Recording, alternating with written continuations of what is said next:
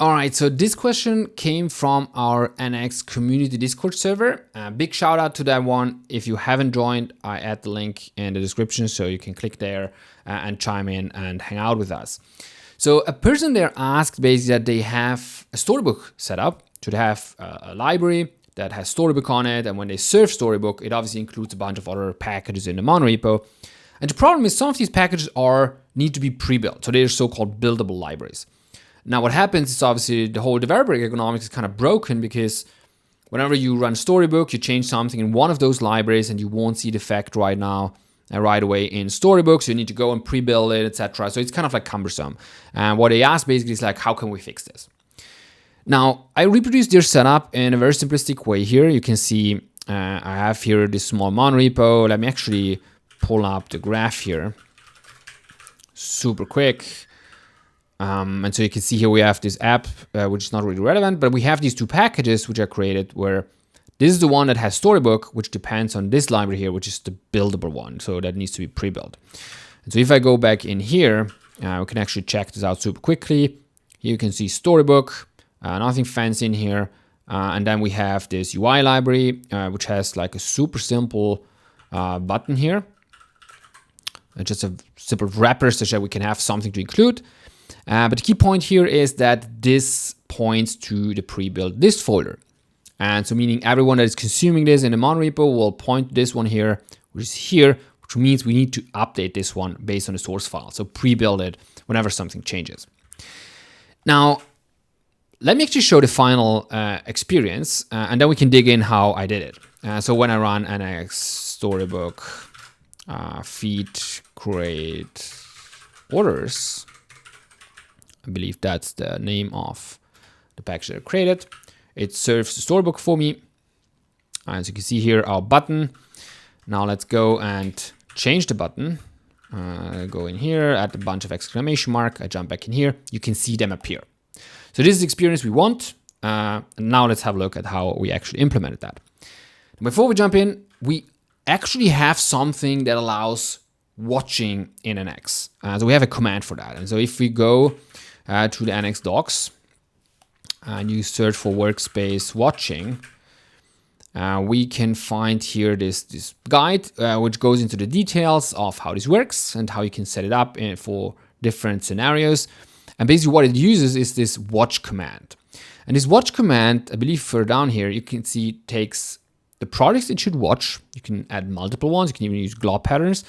And then we can also define something like include dependent projects. And then you run a command after that. And this is basically what we need for our Storybook configuration here. Because if you look at the graph again, what we need is basically we need to just tell NX, watch all the dependencies of this Storybook package here. Meaning in this case, it's just UI, but could be potentially more in the future because people keep adding stuff. And then whenever something in these dependencies changes, just run the build on them. Such that the Storybook v the HMR server can pick it up and then refresh Storybook. And so we're good. Now, how does this work? For some projects, actually, we already include a command for that we call watch-deps. So watch dependencies. So for instance, here, this React app, if I go here in the package.json, there are no scripts in here. I'm using here the Vite plugin from NX. And so if you have your NX console installed, you have this panel that you can open. You can also show this directly in the web view, but just running NX show project and then the name of the project. So this same view would open up in a browser. But basically what I want to point out here is you can see here we have this watch-deps command, which does exactly what we just saw in the NX doc. So it runs this NX watch command on the project itself. And then whenever, and obviously also monitors all independent projects. That's basically what we want. We don't really want to watch the app itself, but its dependencies. And whenever that changes, we run this command, which in this case says, build the dependencies of this app. Now, what is build-deps? If you scroll up a bit here, is we see build-deps is basically a no-op, which is interesting on the first sight. But the main purpose here is just to have a hook point that we can call, because whenever we call this no-op, it will build its dependencies. Meaning here you can see this specific one depends on the build of its children, of its child project. And so effectively what will happen is it triggers a build on all the dependent projects of this app here. And this is exactly what we need for our Storybook setup itself. Now, if we look at the package.json of our Storybook library, you won't necessarily see these watch-deps and build-deps targets, but I added them. So have a look. Let's have a look. So if I go to that feature, create orders package, and open up the package.json, and I hit here, you can see I have the build-deps and watch-deps. And what I did is I manually added them in. And so here you can see the configuration. So what I did is in the package.json, I added an AskNx node. You can then add a targets node inside that. And that's where you can define targets. So specifically here, I added this watch-deps target. Now, this might look scary because it's just kind of a lot of lines. Now you can copy it from the docs, but there's a trick actually where you can just actually go to the app package.json. Here, open up the panel, and then you go to its watch-deps command, and there's this copy target.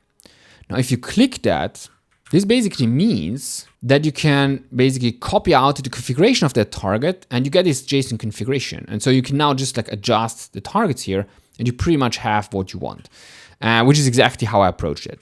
And so here, this is the final result. So what do we have here? This is basically some syntax which says just run the command that I find down here. And so it runs AskNx watch. In this case, we use pnpm, so it's pnpm exec, but it could just be npx, AskNx watch. The Storybook project, including its dependent projects. And then whenever that basically something changes there, AskNx watch will trigger this command, which will run, sorry for jumping, will run the build-deps and here this feature on this same Storybook project. Now again, build-deps is not something that's defined out of the box. And so again, if we go back here and go a bit up, I defined that one as well. This is a straight copy and paste because there's nothing specific in here. You can see this is a no-op and this will build all its dependencies. Now there's one final thing that I also did is I overrode the default Storybook target as well, saying it shouldn't just depend on a build, meaning so that whenever we run Storybook, it does a first build, a fresh build of all its dependent packages. So on the first serve, we also see the refreshed UI library, but I also told it to have a dependency on this watch-deps. And that basically just means whenever I run Storybook, it will automatically run the watch command as well in parallel, which is really neat. And so let's again have a look how this looks in action. Storybook, feed, create orders. And so now you can see the AskNx terminal show up. It first jumped already to Storybook. So it first ran that build of the child library. And that's because we have this dependency here on build. And then it runs here the watching by running this watch-deps. And so you can see here we have two panels side by side here. We have the Storybook serving at the top, and below here we have the watch-deps. Now again, just to do whatever I did before already, if I go in here and change these, let's say we have just one exclamation mark. If I save this, you will see an update down here. So I save it. You can see here it rebuilds, and here basically it automatically live refreshes. You can even see here, this is just basically a lucky accident, like it even read this out of the cache, because while testing this previously, I had a build with just one exclamation mark, so there was no reason to rebuild this. So this was super instant, like in 70 milliseconds, and then the HMR server just refresh, and you see the final output. So this is the kind of developer experience, obviously, that we want. Now, I'm going to push this up to GitHub and link it in the video description so you can check it out on yourself. What I actually might do, thinking about this, is I might actually go and submit a PR or pitch this to our team to add the watch-deps and build-deps by default to Storybook. Think about it, it kind of makes sense. It's similar to when you serve your application or you build an application. Here you're just building Storybook or serving Storybook. So having these out of the box might actually make sense. So might happen that in a future version of AskNx, you just see these already being there. So you don't have to do all this configuration on your own. It just works. So have fun, and I see you in the next one. Peace.